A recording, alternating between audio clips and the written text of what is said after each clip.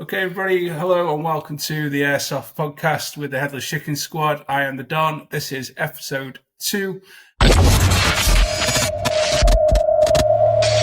did say to you last week that we would be bringing to you the very best of the Airsoft world. We would be bringing to you people that were worth talking to and also covering the topics that you wanted to discuss. And this week, I have started right at the top and been delighted to be joined by the one and only, the infamous and quite possibly the most revered airsofter on the planet, Mr. James Bailey, Kicking Mustang. Hello, James, and thank you for joining me.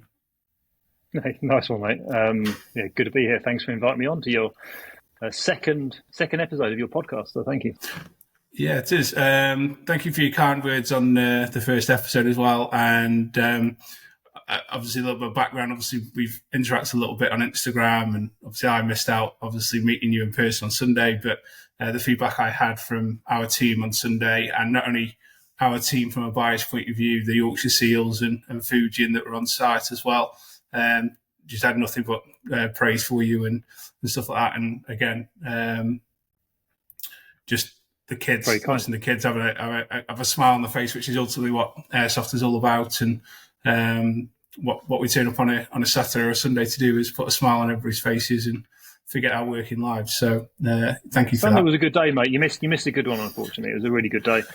Yeah, it's happened one or two things. I've missed 3 of the last 4, which is quite disappointing for me. To be fair, we had a puppy which was ripping the house apart a couple of weeks ago, and then obviously a work issue this week. Yeah. How often do you normally play Airsoft? I'm out usually every other week, depending on where we're going and where we're at with work. Sometimes there's a little bit of a pattern where I miss. Us as a team are out in some shape or form every week. We have a rota of sites that slightly changes, but we tend to focus all around like the Midlands and the Northwest, Coventry, that sort of way. Phoenix is right on the periphery of what we would consider to be on the roster, but we have added that in now as our sort of team grows out that more sort of East Midlands way. Cool. Hopefully I'll see you down there soon. Are you out every week, or is it just most weeks? I would say I'm probably 3 out of 4. I'll probably say I have one weekend off a month, but I try to play every weekend. It depends what's going on. Like, for example, if I have a really big weekend with traveling, like just last month I went to Puerto Rico, so that sort of knocked me out for the week coming back. And a lot depends on what else I'm doing. But I try to do it three times a month. Yeah, fair play to you. I have to say, I love it, mate. It's hard not to, isn't it? When you love something, it's hard not to do it, isn't it? Yeah, I mean, I'll be honest. My lady said, because obviously this interview was put together right at the very last minute, and she was like, "There is no way you didn't know about this yesterday or the day before." And she's like, "Airsoft is getting out of hand. You want to be out every weekend, and the guys are always on the phone." And I just said, like, this is what I love doing. It's the passion that obviously I enjoy doing. Just embrace it. Puts a smile on the face. What would she rather you doing? Going out to the pub on a Friday night and getting hammered, and then being hungover on a Saturday and chatting to your mates about football all Sunday? Or would she rather you getting out on a Sunday, getting fit, having something that keeps you out of trouble and keeps you mentally and physically stimulated and on point? Like, for me, Airsoft's the ultimate hobby, and if you've got a partner, they should be supporting it, I think. Yeah, she does. She's like that. I think it's one of those things where I think it's a tongue-in-cheek thing where, if you're away too much, they don't really like what they're doing. When she's off doing photo shoots and stuff here, there, and everywhere in Venice, and I have to look after the dogs and stuff like that, you don't complain. It's just part and parcel, isn't it? Yeah, exactly. Obviously, you mentioned Puerto Rico. One of the topics that I hastily put down on here was one of the things that I've spotted when watching your content is just how much of a jammy bastard you are. Even some of the most amazing places, and Puerto Rico is one that I've seen. There's that place in south of France. Is it south of France? The old barracks and stuff. I've seen Bear's that. Head. Bear's Head. Yeah. Incredible. Yeah. So, but what's your favourite out of all of them? What's the favourite location? Not necessarily for the best airsoft site, but kind of the experience that you've kind of taken on board as the whole thing, rather than just the actual airsoft itself. The thing, the airsoft, it doesn't matter where you're playing. if the people are low quality, like if the player base is not good people who are intensely into the game, you're not going to have fun. You could have, in the same way, you could have good players, but if the place is not run well and you got marshals who are poor, or they don't have run good games, or the rule set is weak, or so it's got to be a combination of all three. So for me, the best builds have got to have. It's got to be something that's got to have. It's got to have a sense of history, or it's got to feel haunted. You got to feel like. For me, I've got to look around and think there's been something really evocative about where I'm playing. Now, so that's one box to tick, but then that's not enough. So then I've got to have a group of players who have the same ethos as me, which is I am a competitive person and I play hard and I do want to win the game, and I want people to play like that against me. So they've got to be, and they've got to like shooting each other, and they've got to like being shot, and they've got to embrace that sense of what airsoft for me should be about, which is enjoying getting bashed and having little nicks and cuts on you from being hit. It adds to the experience. And then you've also got to have the people who run it, the organisers have got to be enthusiastic. They've probably got to be players themselves, not necessarily, but they've almost certainly got to be players themselves. And Puerto Rico, where I just got back from, it just ticked every single one of those boxes. And the organisers were playing the game. The organisers were playing the roles of characters. They were up for the whole 24 hours for the event, and whenever there was a lull in the action, they would be out organising set pieces or inventing an idea, or they would not invent. They would have set piece ideas they had pre-prepared, whether it was kidnaps or whether it was drug busts, or whether it was exchanges of something. And there was three teams, so two teams would be exchanging, and they would perhaps tell another team that an exchange was happening. So they would create action all the time throughout the night. And there was a point when me and Alphonse were up. We found a space on top of a building to sleep at about 2-3 o'clock in the morning. Like we were like 8 stories up on top of this silo, and it was hot, and it's the only 24-hour game I played where you didn't need any sleeping equipment. You could just lay down and sleep because it was so warm. And then we were like sleeping, and then every hour or so there was intense gunfights constantly. And from up there, you could see the flashlights coming on and the action. And the player base was so enthusiastic from the top down, and it had this amazing field. And it was, so you've just got to tick all those boxes. So to answer your question, probably the best place I've ever played at is the Puerto Rico, that fabric. But having said that, I think places like the abandoned hospital in Johannesburg is just, when you're playing there, it's like, wow, this is just that actually is an airsoft game here. In Rio de Janeiro, that there's 200 acres of abandoned city with like a really relaxed rule set, and the rules are just like very simple. If you're hit, take your hit, get medicked, or go back to respawn. And there's no finicky rules about you've got to throw grenades certain ways. There's no finicky rules about someone's 3 FPS over the limit, therefore they've got to go home. They can't use that gun. Like if someone's a little bit over, they're really relaxed about it, and that's what I like about the rule set. Just because a gun is 353 FPS, and then I see owners of fields sending people home when they can't use their gun. For me, it's just too much. Like, so Brazil was amazing in that regard. It was really chilled out, and France as well. Like when you're playing in France, people travel from all over Europe to go and play at the Bear's Head, and you get an atmosphere of people who are there to really seriously play airsoft. So all of these places you see in my videos, I don't think I've ever had a bad experience traveling to these places, because the player base is there to travel to these amazing places to play, and they've got huge enthusiasm to be there and to be shot and to shoot each other. And that's what I want to get from an airsoft field. And I get that at Phoenix. Like Phoenix is my regular place. I like the way it's run. I like the way the organisers are relaxed. If you turn up at Phoenix and perhaps you're 1 or 2 FPS over the limit, they're not going to go, sorry, you can't use the gun. They're going to go, okay, you're a couple of FPS over, just be aware, don't go full autoing someone point blank. So that I prefer to have that kind of relaxed atmosphere, because chronos are never accurate. So I don't like organisers who are completely anal, and that's why I love Phoenix, because they're relaxed. The field suits my style of play. The player base is it's got a great community, and for me that ticks all the boxes. For me, just as much as any other field in the world.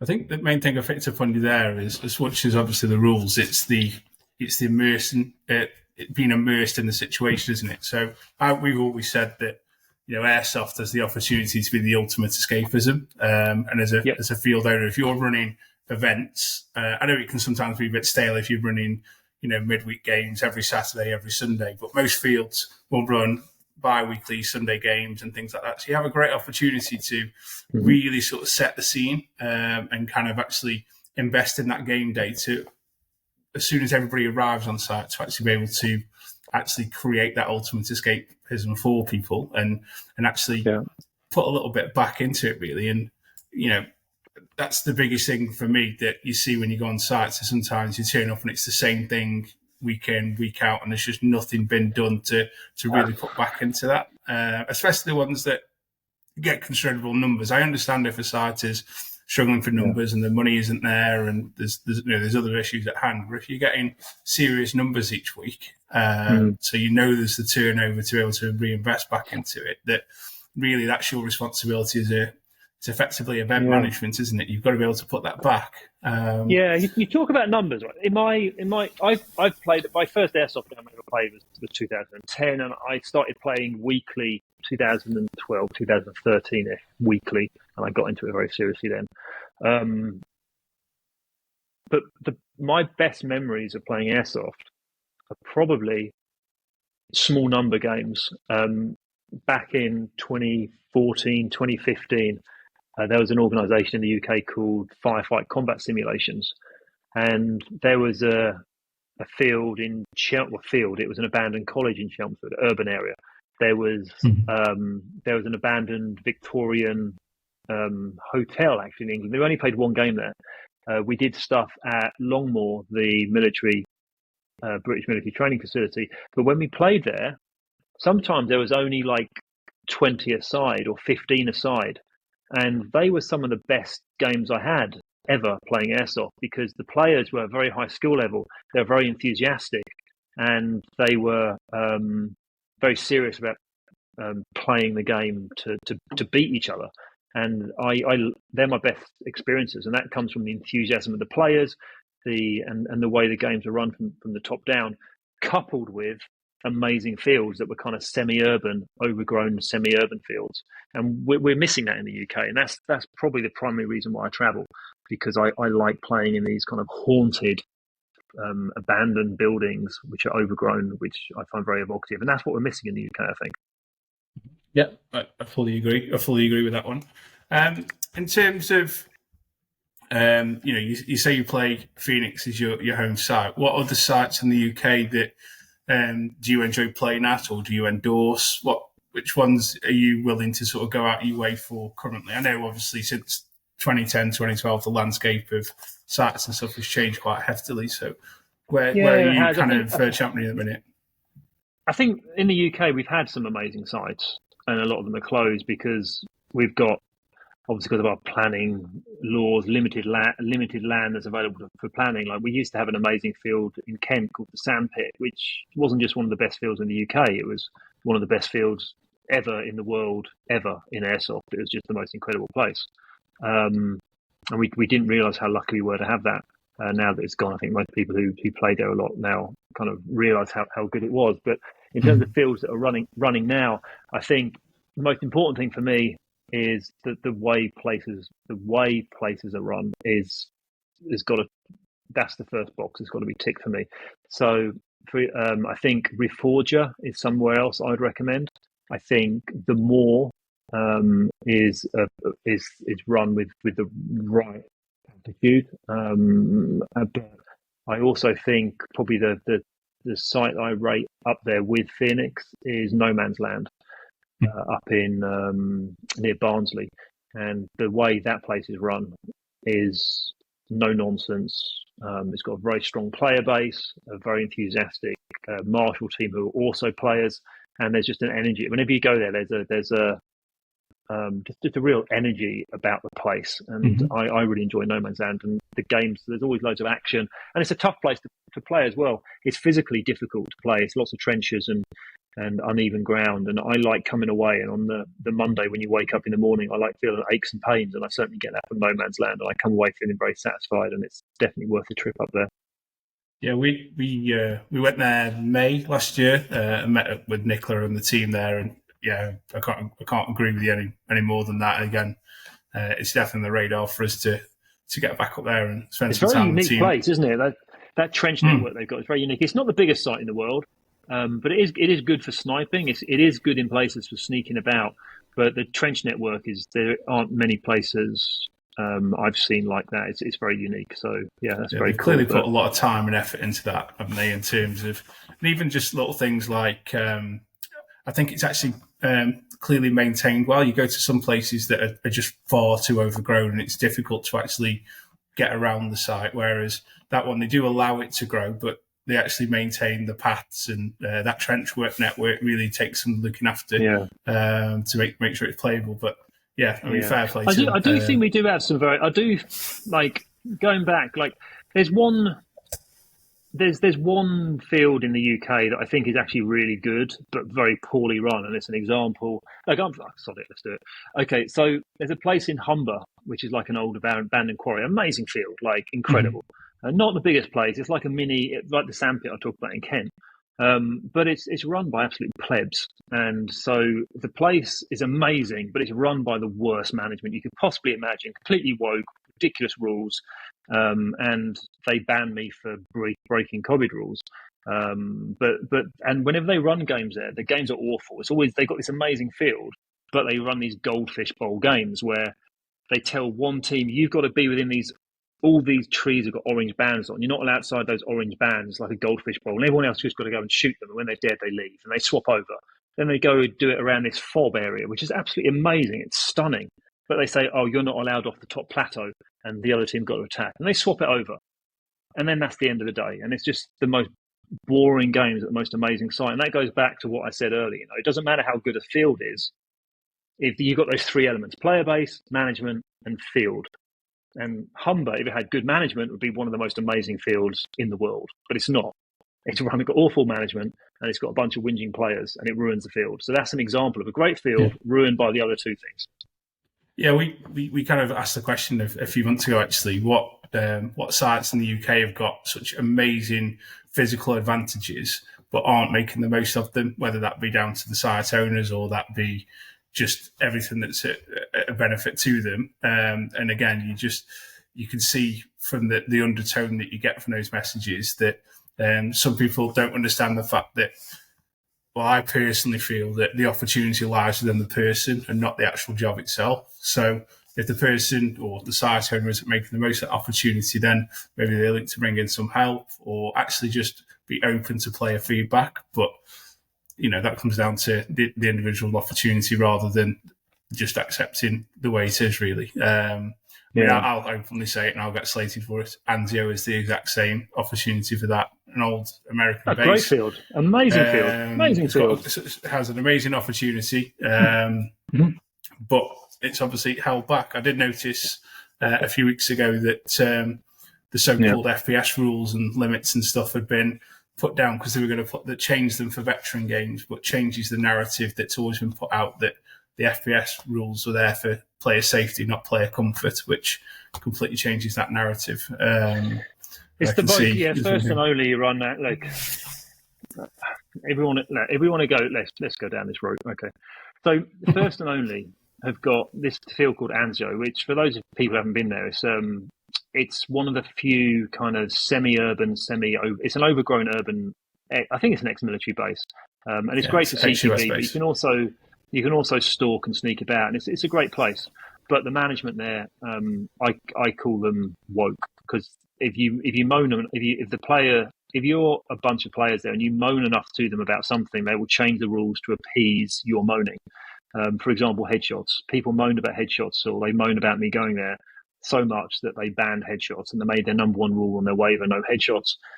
And that obviously leads. I did a video about that without going too much into it. That leads on to issues that when you ban headshots, it doesn't stop people moaning about headshots. It increases the number of people moaning about headshots because they rightly say headshots are banned. Why are you shooting me in the head? This is terrible. I'm complaining.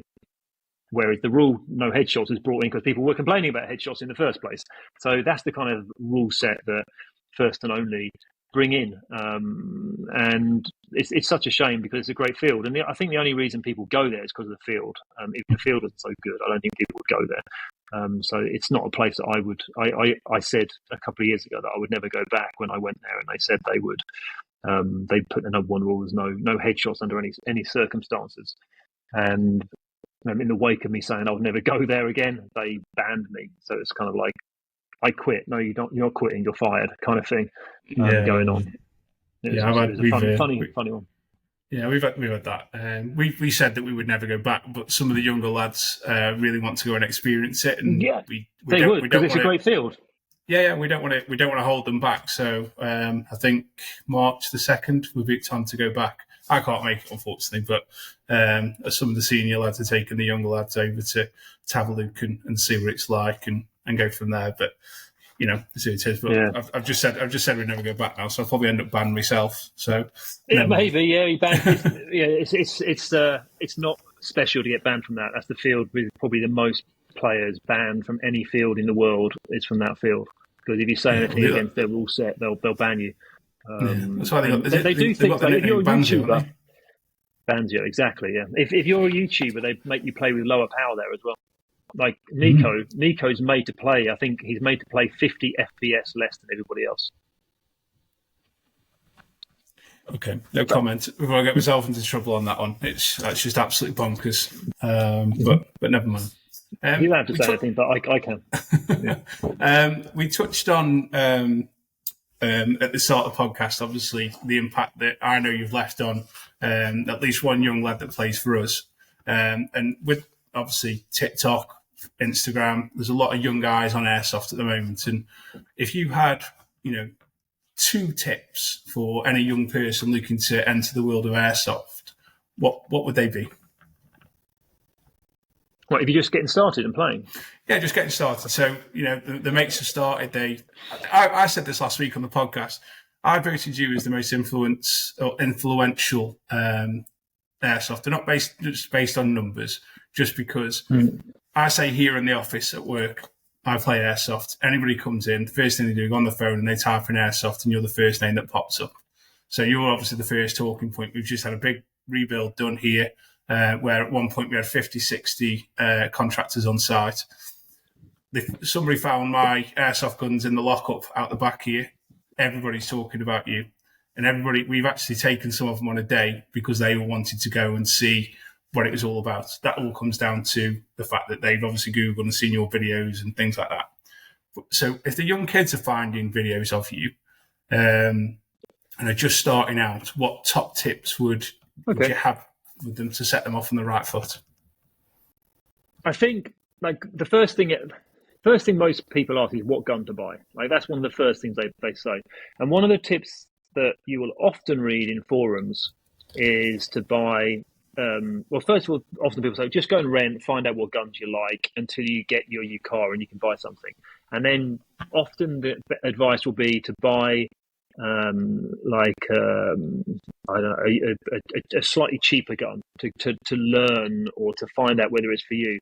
My advice actually is to save up a little bit of money and to pay a little bit more. And if I was starting Airsoft for the first time, I would personally buy a Tokyo Marui Recoil NGRS MP5 if I was just starting out and I'd never played Airsoft before, and I would recommend it. Now, I know they're probably £200 or £300 more than a cheaper AEG. You can pick them up, I think, for about 500 or 525 in a sale. I think one of the shops, Defcon, I think, have got a sale on an MP5. It's about 525, 530, I think. Now, I know that's a couple £100 more than a cheaper AEG, but you're going to get something that's not going to break. Like the old adage, buy cheap, buy twice. You'll buy something that's cheap that doesn't work quite so well, or it's going to need to be repaired. and you'll repair it over and over again. And 6 months or a year down the line, you spend so much money repairing it 2 or 3 times with a tech that you may as well have bought a Tokyo Marui in the first place. Now, it might have a slightly lower FPS, but it's going to be accurate and it's going to shoot just as far. And that, I know this is going to go against what a lot of popular or I guess airsoft law is. Airsoft law is like buy a cheap gun until you know what you're doing, then buy more expensive ones. My advice is buy a Tokyo Marui AEG recoil to start with. But if your heart is set on sniping, so that's another. And this is the whole thing about sniping. A lot of people say that sniping is difficult, and it's not what it looks like in videos, and that is true. Like when I edit my videos, I probably edit out. Now, I probably edit out probably half of my shots because because they're not fun to watch. So I would say if I miss probably 50% of my shots, I hit 50%, something like that. Some games I might only take 100 BBs into a game, and I might come away with 20 or 30 kills. That's the kind of kill ratio to shots I have. So it's not as hard as some people make out, but it's not easy. But what's different now to say 5 or 6, 7 years ago is you can actually go and buy a sniper rifle that performs really well out of the box. So if your heart is set on sniping, it can be done, and I would say go for something like probably get a modified Steyr Scout because the QC is good on them. It's going to work, but don't expect it to be like you're watching one of my videos. It's not going to be easy. It does take some patience, and you're not going to have a huge advantage over somebody who's, for example, got a Tokyo Marui AEG that can have a high cap mag that holds 200 or 300 BBs and can hose you down by the time you fired one shot and reloaded. So yeah, I guess that's my view on it. Okay, cool. So that's one. So what's your second tip? So you discussed guns. What's your second one?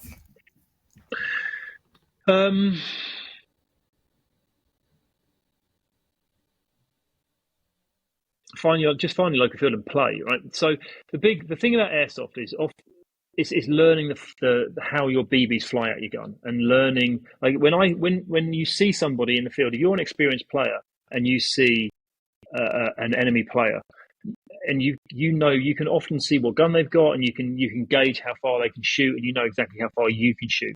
One of the things I often see when I'm playing is new players who are stood there firing a load of shots at people, like full autoing at people, and they're screaming, take your hit. And from where I'm standing, from a slightly different angle, I can see their BBs are falling 10, 15 meters short. So learn your gun, learn how to shoot. And just because you think your BBs are getting there, they may not be getting there, because when you're looking down the gun and your BBs are flying, it's not the same as looking to the side of it and you can see the BBs dropping. So you've got to learn your guns and learn how the BBs fly. So it's practice, like anything in this world. Just practice. Go to your local site and play every week. I play every week, and if I have a couple of weeks off and I go back, I sometimes feel like a bit rusty, you know? Yeah, brilliant. Two absolute bits of golden nuggets there. Throughout the week on the build up to the podcast, I've kind of planted a few seeds in terms of videos and comments to see kind of what the reaction was, and I put out there a question that seems to have stirred up quite a bit of a furore. I actually didn't think it would, to be fair, but as always, the airsoft community never lets you down. Would you say that airsoft is a sport? Is the question that I asked. Yeah, of course. Yeah, actually, before I answer that, one more tip as well. A lot of young players, a lot of people say in comments in my videos that I want to play airsoft, but I've got no one to go with. Don't worry about if you're just getting into airsoft and you fancy doing it, and your mates don't fancy it because they've been down the pub on a Friday night or they want to go to a party instead. Just go by yourself. Everyone's really friendly. Just go down, get involved, and just play the game on your own. And then in a couple of weeks' time, when your mates see you know how much fun you've got, or they've seen your guns, they're going to want to come and join you when they see how much fun you've had and how cool it is. That's one thing. Don't be afraid to go down by yourself, because the community is very friendly. So don't worry about joining your own. And to answer your question, is airsoft a sport? Yeah, of course it is. I don't see why it's not. Like, you could call it a hobby. You could call it a sport. But for me, you could call it LARPing. You could call it. A lot of people use it for training. You know, a lot of people, my American friends, use it for force-on-force training. And it's so many things, so many different people. Mm-hmm. You know, I'm going to an event. I'm going to an event in France in August, and there's a LARPing element there. So within the fortress, there's people who aren't really into airsoft. They're into LARPing. So they're running a market. There's a town. There's an economy going on. And so airsoft could be LARPing, it could be role playing, it could be training, it could be a hobby, it could be just a lot of people don't play that much, but they just love teching guns and they collect guns. It could be in that way, it's a hobby. It could be something that it's all things to all people. So without a doubt, it can be a sport. It can be so many other things as well. Just because it's a sport, it doesn't mean it can't be other things. I couldn't have put that better myself, and that was the angle that we were going for. That airsoft is whatever you want it to be. Yes, it's a sport. Yes, it's a hobby. Yes, it's a game. Yes, it's a passion. It can be a job. You want it to be. Yeah, exactly. It's the most amazing. It's the most amazing. Like for me, it's one of the most amazing things I've ever done in my life, because it's not just loving playing the game in a competitive. It's not just the purity of the sport. It's not just pitting your wits, physical capabilities, and skills against other people. It's also the crafting that goes into the ghillie suits. It's also the teching. It's also learning about how this stuff works. It's also the LARPing side of it. There's also the community aspect of it. There's also the editing part of it. There's also being able to turn what you're doing into a creative piece of content. I love making videos as much as I enjoy the sport of airsoft. I see airsoft as a sport. I see it as a hobby. I see it as a job. I see it as a passion. I see it as a creative outlet. I see it as my life. It's everything. Yeah. Couldn't have put it better myself on that point. So thank you for that one. In terms of another thing that we planted out this week in terms of put out there is when you're actually playing the game, and obviously you're getting you're putting your videos out there and people that are trolling and things like that. I got asked to make sure that I covered something regarding sort of mental health, and this week was probably the first week because we put some content out and we kind of shared, obviously, what our thoughts on you were, what your sort of thoughts are in terms of mental health around airsoft, in terms of the positive relief that comes from it, but also kind of how the community can help each other through social channels, on game days, and different things like that. Really, what's your overall thoughts on how airsoft can help, but then also what responsibilities does the community have in terms of maintaining mental health? I mean, this is another going back to, is it a sport? Is it a hobby? Is it a profession? Is it a creative thing? Is it a LARP? It's also a physical exercise. And I was listening to, I can't remember what radio show I was driving. I think it might have been when I was driving to Phoenix this weekend, and there was a radio show I was listening to talking about mental health and about how recent research shows that physical exercise is more effective than antidepressants at getting people through it. And I think someone like Tyson Fury, the boxer heavyweight champion, would agree. He talks about, physical, without boxing, he would collapse into depression again. So for a lot of people, it's an outlet like that. Like that's the other. Like if I don't airsoft on a Sunday, I feel crap for the rest of the week for a number of reasons. Like I haven't had the physical exercise. Like I do yoga. I do sort of 3-4 times a week as well. I do yoga classes before we did the podcast. I just got back from a yoga class.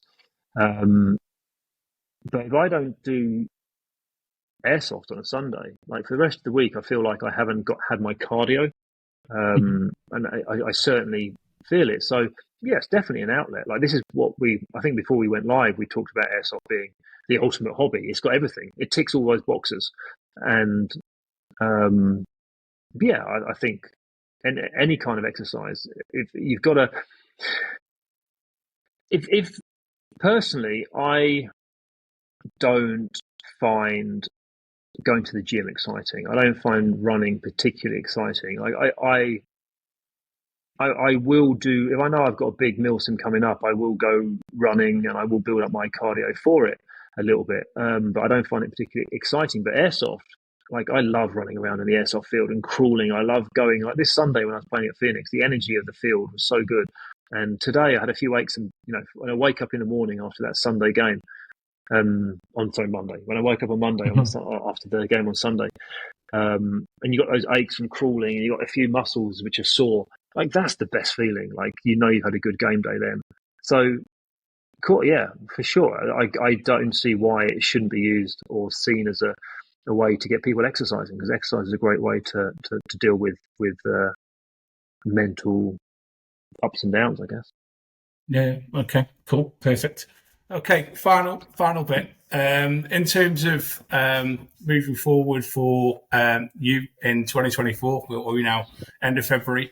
What have we got to look forward to in the world of Kicking Mustang in 2024? What sneak preview? What exclusive can you give me about what we're going to see? Whether it's from your ghillie suit or gameplay, different things like that. What's new on the horizon? I've got an interesting ghillie suit project on the go, but I can't reveal what it is. It's too good to reveal. I can't reveal it, but I will reveal. I want to reveal. I can't. It's too good. Okay, but it's gonna be a very, very cool thing with the ghillie suits. The KMCS system is progressing. Like I've just shown a prototype this week of the snow ghillie.